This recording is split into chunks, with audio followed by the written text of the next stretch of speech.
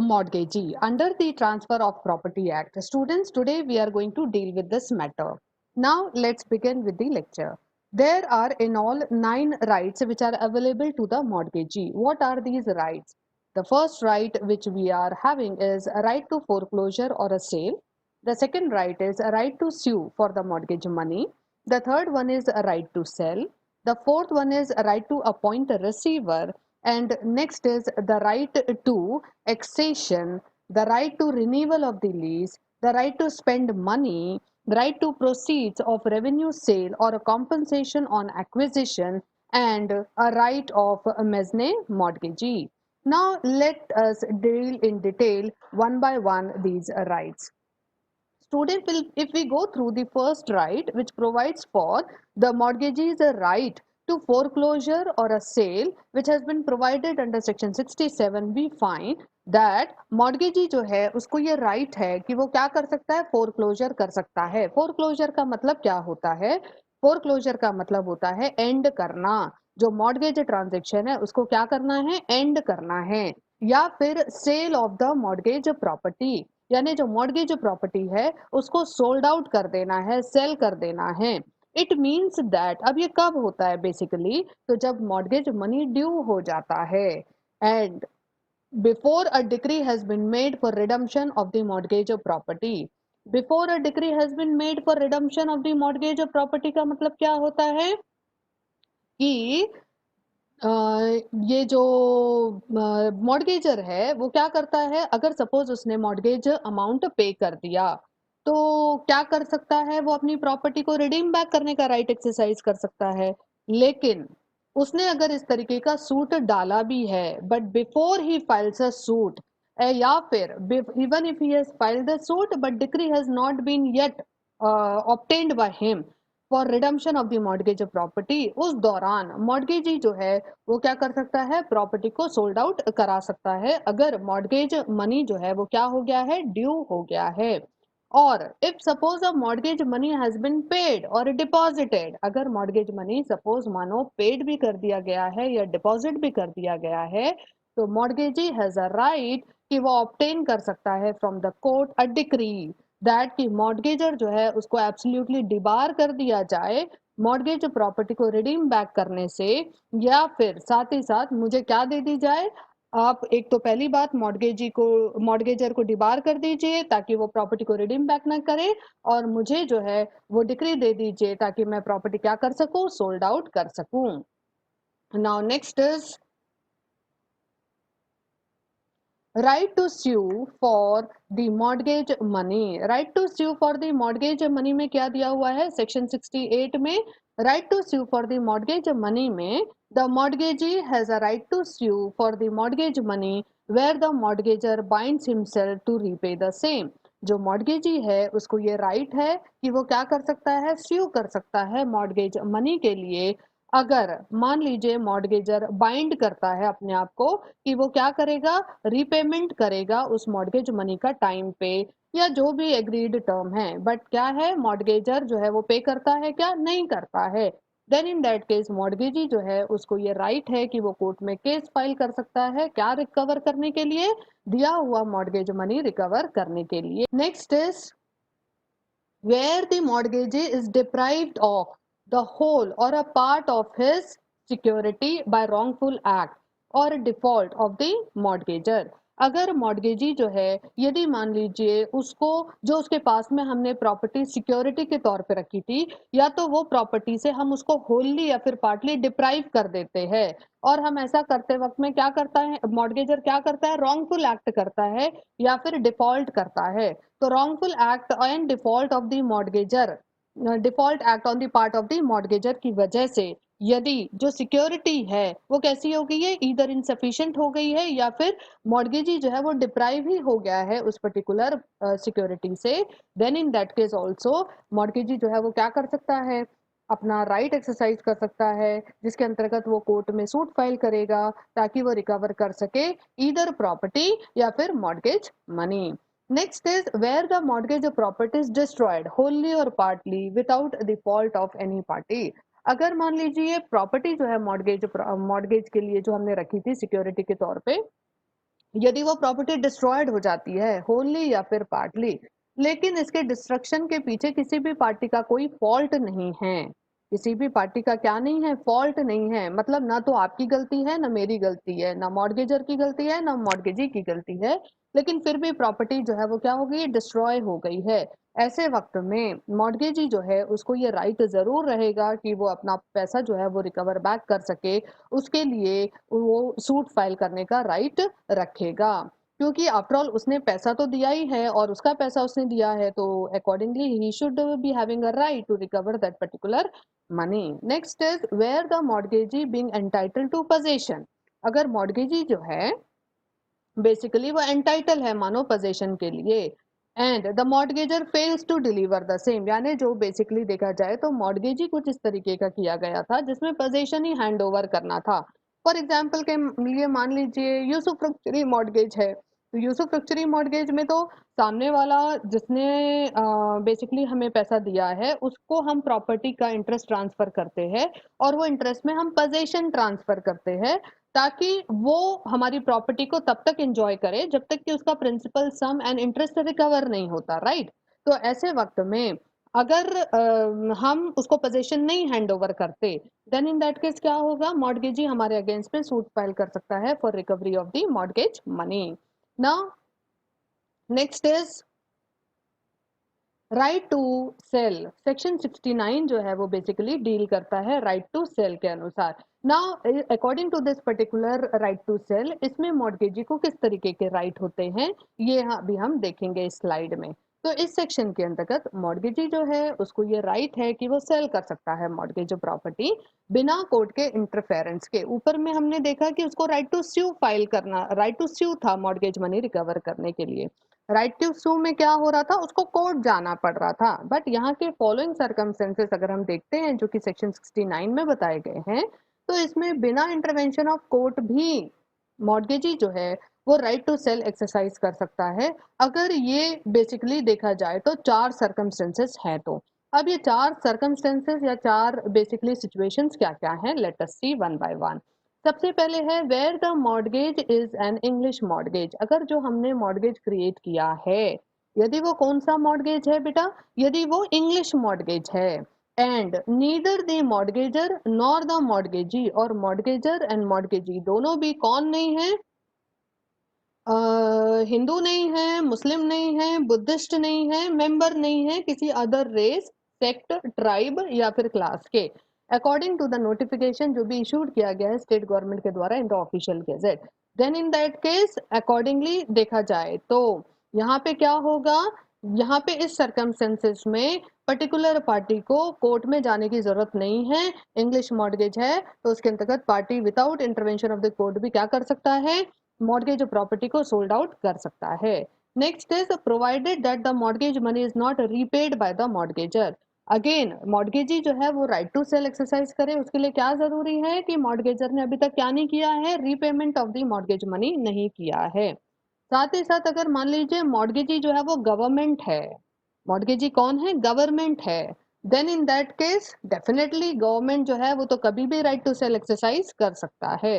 Next is और if उसको government को कोर्ट में जाने की जरूरत नहीं है राइट टू सेल एक्सरसाइज करने के लिए, और if the power of the sale is expressly conferred on the mortgagee. जब हमने मॉर्गेज एंटर किया था, यानी मॉर्गेजर एंड मॉर्गेजी ने जब ट्रांजेक्शन एंटर किया था मॉर्गेज का,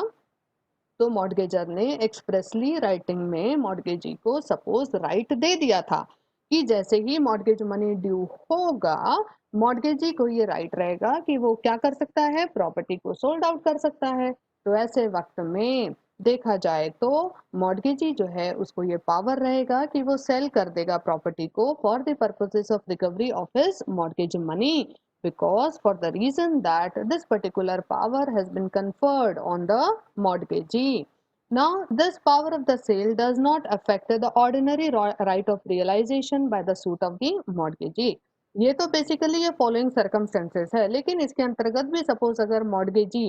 अपने ऑर्डिनरी राइट एक्सरसाइज करना चाहता है for the purposes of realisation of the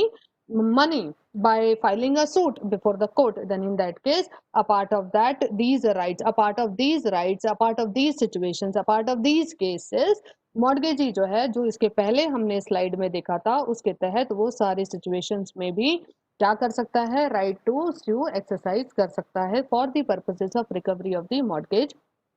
money. Next is, अगर हम देखते हैं what has been provided under section 69A, under section 69A a right has been given to a mortgagee कि वो appoint कर सकता है अ रिसीवर, वो क्या कर सकता है, रिसीवर को अपॉइंट कर सकता है। मॉर्गेजी जो है उसको ये राइट होता है कि वो अपॉइंट कर सकता है राइटिंग में रिसीवर को, क्या करने के लिए, जो भी मॉर्गेज प्रॉपर्टी में इनकम अराइज होती है उसको कलेक्ट करने के लिए। ठीक है, तो जो भी मॉर्गेज प्रॉपर्टी में इनकम अराइज होती है उसको कलेक्ट करने के लिए, उसकी देखरेख करने के लिए जो मॉर्गेजी है वो क्या कर सकता है, रिसीवर अपॉइंट कर सकता है। रिसीवर जो है ये मॉर्गेज डीड के अंतर्गत भी अपॉइंट किया जा सकता है, जिसमें दोनों भी पार्टीज जो है वो कंसेंट से किसी एक थर्ड पर्सन को एज अ रिसीवर करके अपॉइंट करेंगे। जिस भी पर्सन को एज अ रिसीवर करके अपॉइंट करेंगे वो पर्टिकुलर पर्सन का willingness to act as a receiver लेना जरूरी है।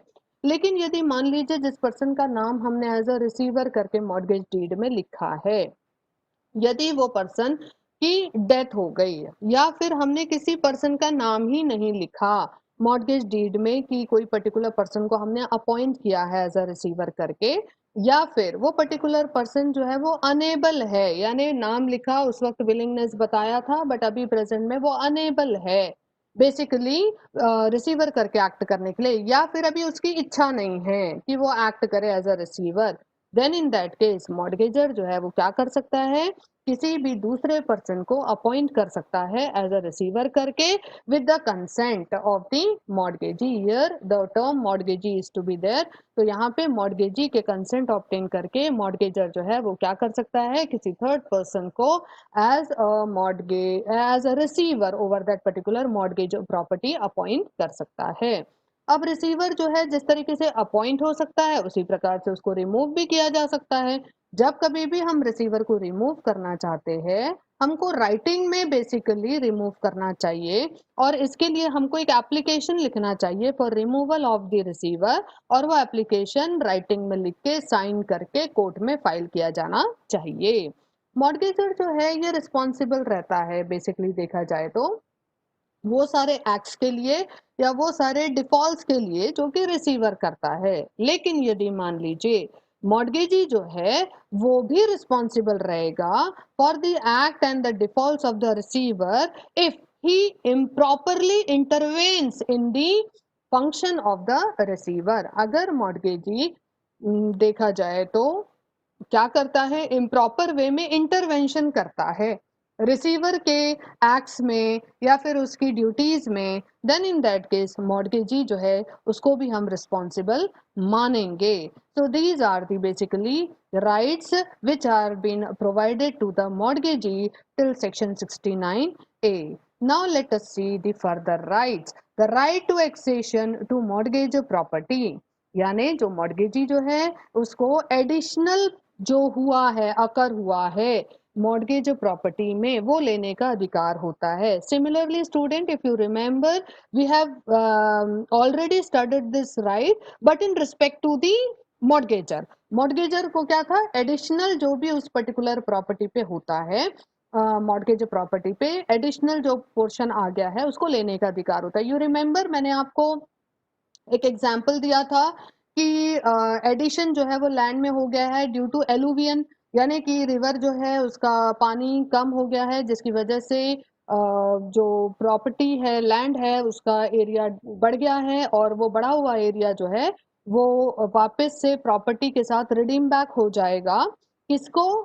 मॉर्गेजर को, और इस तरीके से एक्सेशन का राइट मॉर्गेजर को अवेलेबल है। सिमिलरली स्टूडेंट यहाँ पे एक्सेशन का राइट मॉर्गेजी को भी अवेलेबल है, लेकिन मॉर्गेजी को ये जो एक्सेशन का राइट है ये सिर्फ और सिर्फ for the purposes of security है। जो भी उसने मॉर्गेज डेब्ट दिया है उसकी सिक्योरिटी को ध्यान में रखते हुए ही देखा जाए तो ये एक्सेशन का राइट दिया गया है। इसमें मॉर्गेजी का अपार्ट ऑफ द सिक्योरिटी और कोई दूसरा इंटरेस्ट नहीं होना चाहिए ये एडेड पार्ट में। तो कहने का मतलब है after the date of the mortgage any addition is made to the mortgage property, यानी any accession is made to the mortgage property, mortgagee जो है वो एंटाइटल रहेगा वो एक्सेशन यानी वो एडिशन के लिए,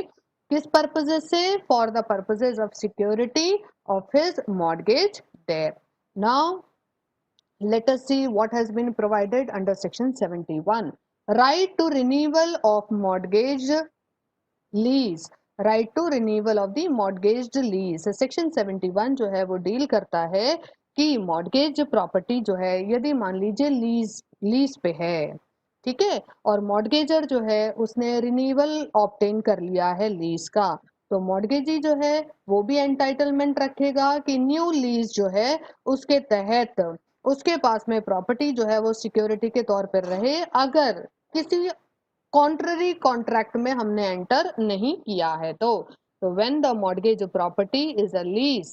and the mortgagor obtains a renewal of the lease, और मॉर्गेजर जो है उसने रिन्यूअल कर लिया है लीज का। कहने का मतलब है कि मॉर्गेजर ने जो प्रॉपर्टी हमारे पास में गिरवी रखी है उसमें वो खुद ही क्या है, एक्चुअली देखा जाए तो उसने लीज क्रिएट करके रखी है, और यदि मान लीजिए वो लीज का रिन्यूअल करता है, तो लीज का रिन्यूअल अगर किया है और उसने अभी तक मॉर्गेज डेप्ट पे नहीं किया है, देन इन दैट केस वो रिन्यूअल ऑफ लीज के तहत इवन मॉर्गेजी जो है वो रिन्यूड लीज के अंतर्गत उस पर्टिकुलर प्रॉपर्टी को अपने पास सिक्योरिटी के तौर पे रखने के लिए अधिकारी होगी, if there is no any other contract to the contrary. So when the mortgage property is a lease and the mortgager obtains a renewal of the lease,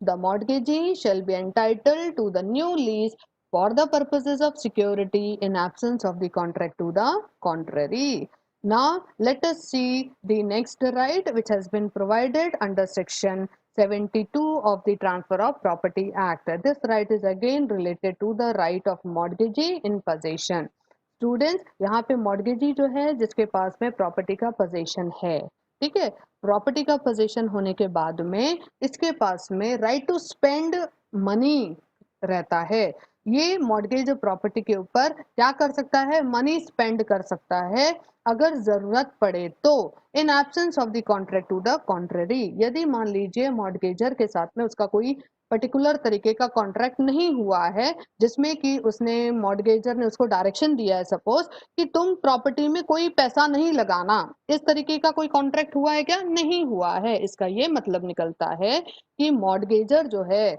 उसने जब प्रॉपर्टी मॉर्गेज की है तो मॉर्गेजी की ये ड्यूटी बनती है कि उसने क्या करना है, प्रॉपर्टी की वैसे ही देखरेख करनी है जैसा कि ऑर्डिनरी प्रूडेंस का आदमी अपनी खुद की प्रॉपर्टी की देखरेख करता है। अगर मानो इस ड्यूटी को भी हम ध्यान में रखते हैं तो एक तरीके से मॉर्गेजी जो है वो इस ड्यूटी में है कि उसको मॉर्गेज और प्रॉपर्टी जो उसके पास में सिक्योरिटी के तौर पे रखी हुई है उसका क्या करना है, केयर करना है, और यदि केयर करते वक्त में उसको अगर नेसेसरली कुछ एक्सपेंसेस करने भी पड़े तो वो करने का उसको अधिकार होता है। तो मॉर्गेजी जो है is having a right to spend money if necessary in absence of the contract to the contrary. किस चीज के लिए, ताकि प्रिजर्वेशन किया जा सके, प्रिजर्व किया जा सके मॉर्गेज प्रॉपर्टी को किसी भी तरीके के डिस्ट्रक्शन से, फोर फीचर से, सेल से, यहाँ तक कि मॉर्गेजर के टाइटल को सपोर्ट करने के लिए भी। अब यहाँ पे मॉर्गेजर के टाइटल को सपोर्ट करने के लिए क्यों मॉर्गेजी पैसा पे करेगा, है ना, दिमाग में क्वेश्चन आता है। अरे भाई अगर सपोज मान लीजिए, बिकॉज हमको तो ये पता है कि भाई मॉर्गेजर का टाइटल है उस पर्टिकुलर प्रॉपर्टी पे, राइट, अब मॉर्गेजर का टाइटल है उस पर्टिकुलर प्रॉपर्टी में मतलब मॉर्गेजर ओनर है। अब रेवेन्यूज पे करने की जिम्मेदारी किसकी होती है, government revenues, taxes, charges, faeces,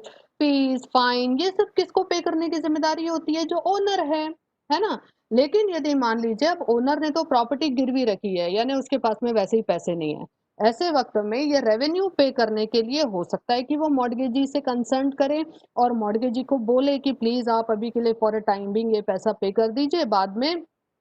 मेरे इंटरेस्ट में जोड़ लीजिएगा या प्रिंसिपल अमाउंट में जोड़ लीजिएगा, है ना। तो इस तरीके से देखा जाए तो अगर ये सिचुएशन है तो मॉर्गेजी अगर पे कर देता है पैसा तो वो क्या कर रहा है, एक तरीके से सपोर्ट कर रहा है मॉर्गेजर के टाइटल को टू द प्रॉपर्टी। तो इस तरीके से देखा जाए तो मॉर्गेजर जो है वो क्या कर सकता है, स्पेंड, मॉर्गेजी जो है वो क्या कर सकता है, स्पेंड कर सकता है money for the purposes of supporting the mortgagor's title to the property. Next is for making his own title there too.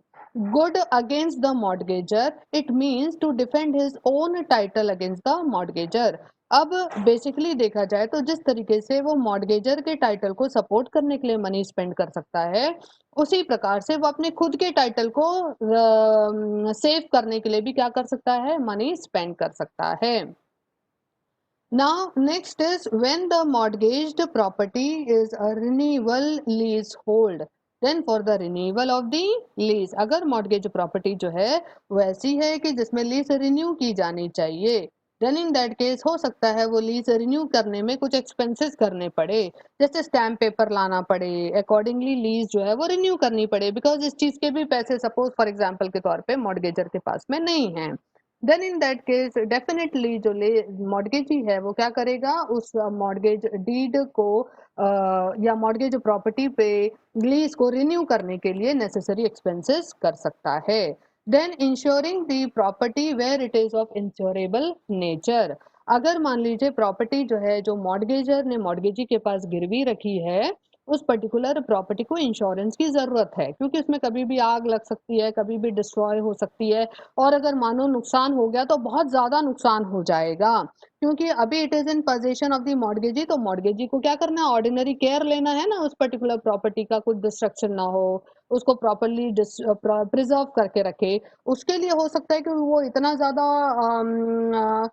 Cautious है इस बात को लेके, अपने ड्यूटीज को लेके, कि हो सकता है कि वो इंश्योरेंस भी करा ले कि कल अगर सपोज कुछ कम ज्यादा हो भी जाता है तो from where he is going to give the property back to the mortgagor, या फिर उतना पैसा देना पड़ेगा. तो बेटर है इस बात से बच जाओ, क्या कर लो, इंश्योरेंस कर लो उस पर्टिकुलर प्रॉपर्टी का जो अपने पास में गिरवी रखी गई है. तो यदि मान लीजिए मॉर्गेजर जो है